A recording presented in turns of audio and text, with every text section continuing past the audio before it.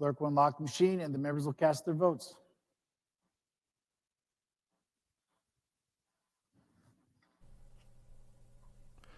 This should be close. We are looking good, folks. Wow.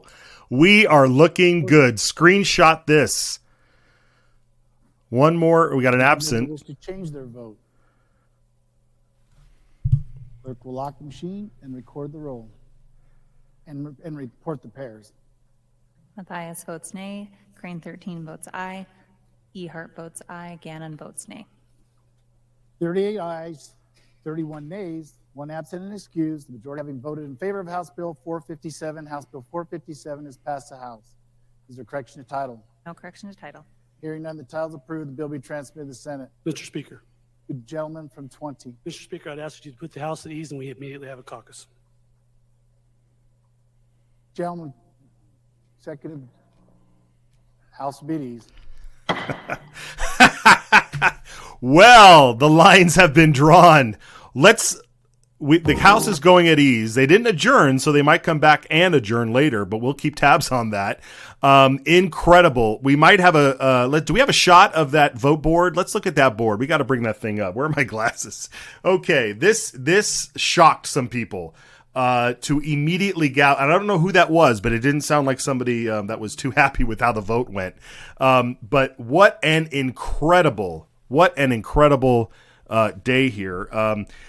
According to my stats, we saw some votes come by. What's very interesting are the JFAC members who voted to pass this bill in committee, who voted against that. That would be Representative Raybould, Representative Petsky, Representative Furness.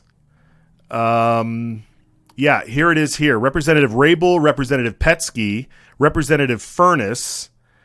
I'm trying to think of who else is in JFAC here. Representative Sauter, I believe. These are folks that are on the Joint Finance Appropriation Committee that just voted against the bill that they voted for while they were in JFAC. And as you can see, they are voting with all of the Democrats, voting with the majority leader, Megan Blanksma, who we exposed as being somebody who was against this process from the beginning, was putting out smoke screens everywhere, trying to deceive people on what this process was. We heard tremendous debate in favor of this process. We had folks up there who were debating, saying that they were not going to, we're leaving things unfunded, when they know very well that the whole point of this process is to fund government at its current level from last year, and then bring in future bills that will have all of the requests and the wants that the agency and the governor and anybody else wants to add on to the department for this year.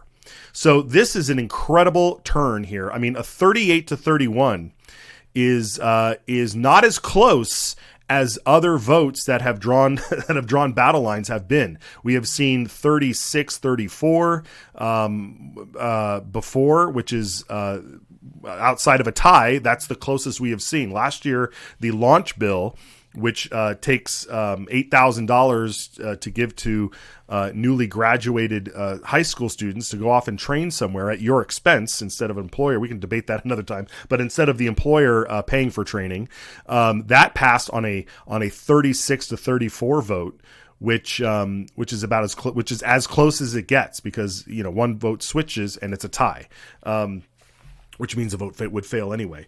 But seeing this 38-31 is pretty good. And I am looking at some of these folks on here. You've got, in terms of, you've got all your Democrats. You've got Birch, Burns, Chu, who are the other ones? Galaviz, Gannon, Green.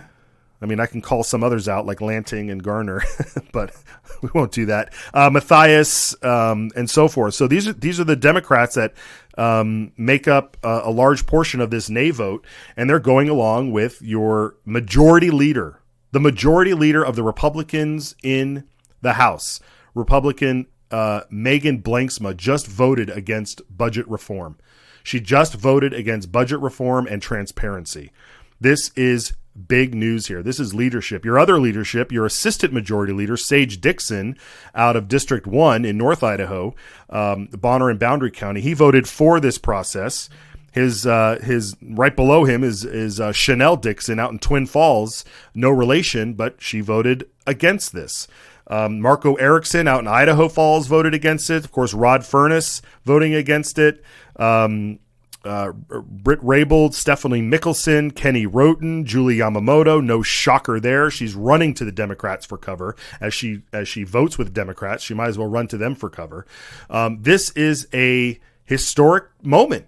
Now, make no bones about it, we have plenty of bills to go through. I mean, this fight isn't over, and they are now headed into a caucus. I don't know who stood up and said that. We'll try and find that out here in a moment. But this is a great historic moment.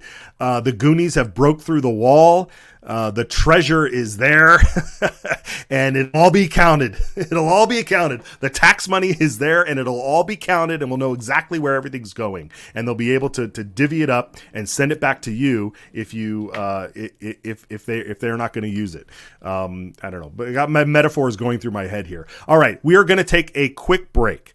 When we come back, the dust will be settling. We'll get our bearings. We'll check in on the House, see where they're at, and try and get word. So we will be back right after this. It's our job to maintain the proper role of government and what we were tasked to do.